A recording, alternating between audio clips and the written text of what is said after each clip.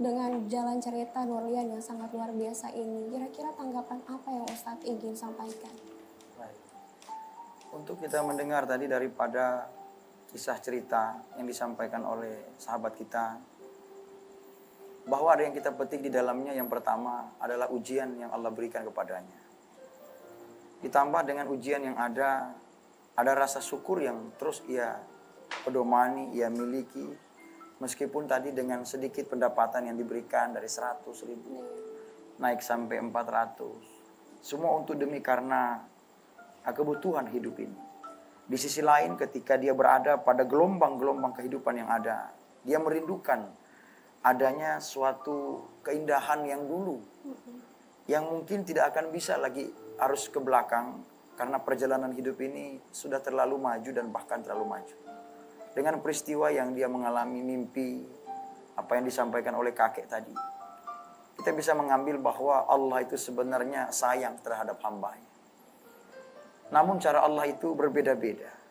Ketika Allah cinta terhadap hamba-Nya, Allah sayang, Allah berikan sedikit cubitan-cubitan kecil. Ditandainya sakitnya orang, tiba-tiba adanya musibah-musibah, Allah itu rindu. Cuma karena Allah harus memberikan ujian itu agar kita kembali kepadanya. Agar kita tahu bahwa saya ini hanyalah sebagai titipan Allah di dalam hidup ini. Dan ketika saya ada musibah, ala bizikrillahi tatma'innal qulub. Dengan mengingat Allah, maka hati menjadi tenang. Sementara musibah yang ia hadapi sampai tadi harus menjual sertifikat di dalam meraih masa depan yang cemerlang, yang lebih baik. Sehingga pada saat itu pun juga Allah akan menguji. Wala nabluwannakum bisyai'in minal khawfi wal ju'i wa naqsim minal amwal wal anfusi was samarat wa basyiris sabirin allazina iza asabathum musibah qalu inna lillahi wa inna ilaihi raji'un. Sungguh benar kata Allah. Allah menyatakan dalam firman Allah ini surah Al-Baqarah ayat 155, sungguh benar kata Allah, aku akan menguji hamba-Ku dengan sesuatu. Yang pertama minal khaufi, ketakutan. Rasa takut kita ditinggalkan oleh rumah tangga yang begitu bahagia, tiba-tiba mengalami broken home. Itu bukan keinginan kita, tapi kehidupan itu memang sudah harus berjalan untuk kita. Ada kalanya kita pada saat itu, saya yakin di hati saudara kita, pasti di hati kecilnya mengatakan, ya Allah, mengapa hidup ini jatuh kepada saya? Ketika dia berdoa, tentu ada kegelisahan di dalamnya. Adakah doa saya ini tidak diijabah? Kan begitu. Tapi ketika kita merasa ragu dengan doa kita tidak diijabah, kita hilangkan perasaan itu. Karena Allah sendiri telah berfirman di dalam Al-Quran, Udu'uni astajib lakum. Minta kepada aku akan jawab doa.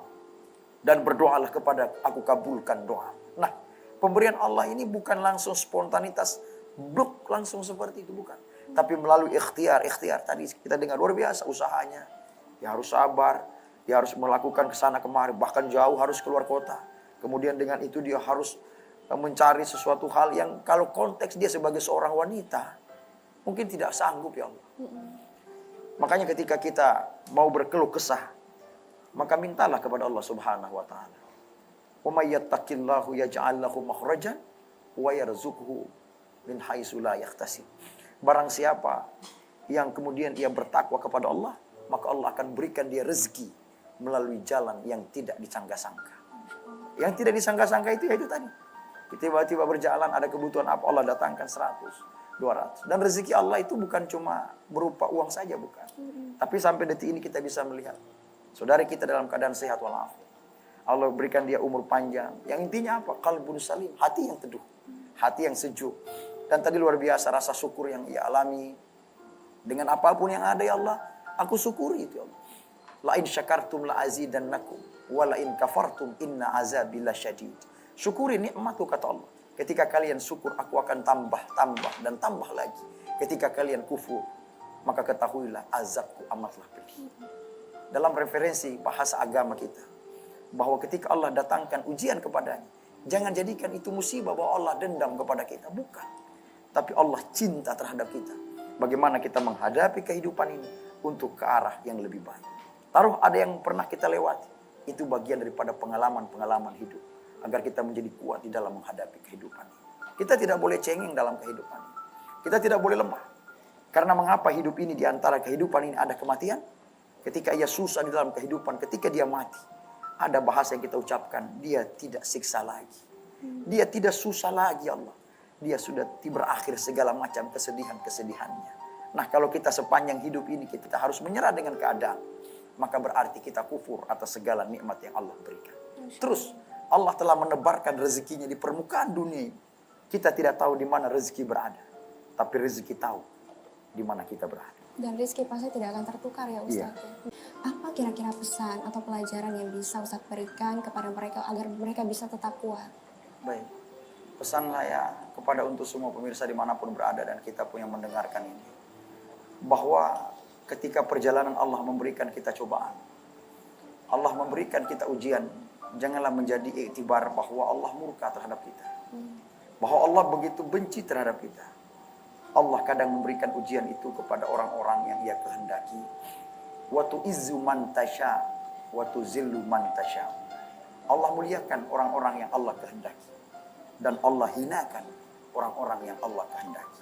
Sehingga ketika kita menerima sedikit cobaan, kadang orang ketika dia bersyukur, kadang ketika dia mendapatkan nikmat, ketika dia mendapatkan musibah, dia mengeluh, ya Allah, Engkau tidak adil ya Allah, Engkau maha kejam ya Allah. Padahal Allah berikan itu adalah sedikit saja daripada cobaan-cobaan yang Allah berikan.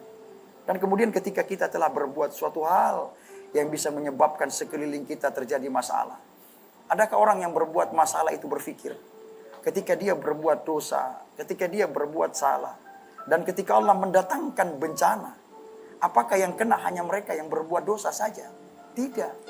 Kita yang tidak berdosa akan merasakan dampaknya. Ketika Allah mendatangkan gempa bumi, ketika Allah mendatangkan tsunami, padahal yang berbuat hanya segelintir orang saja yang berbuat dosa. Tapi yang merasakan gempa bumi kita orang yang tidak berdosa.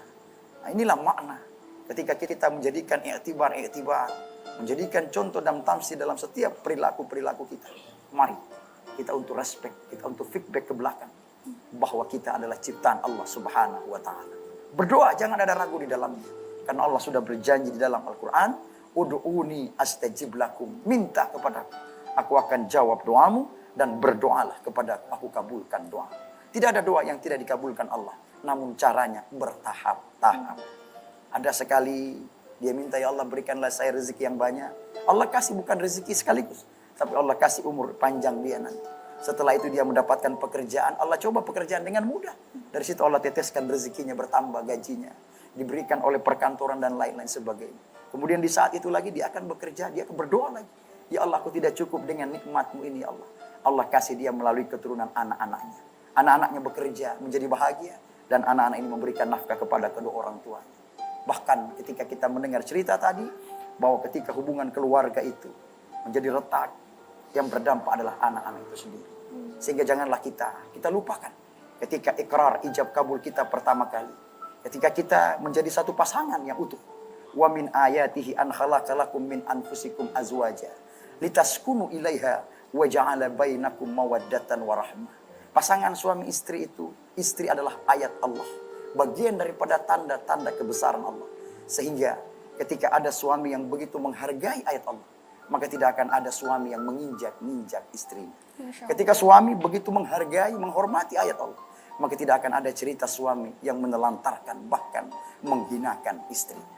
Nah, inilah pemaknaan-pemaknaan yang begitu luas. Kita kaji secara mendalam bahwa di balik kesulitan ada kemudahan. Inna ma'al musri yusra. Di balik kesulitan pasti selalu ada kemudahan.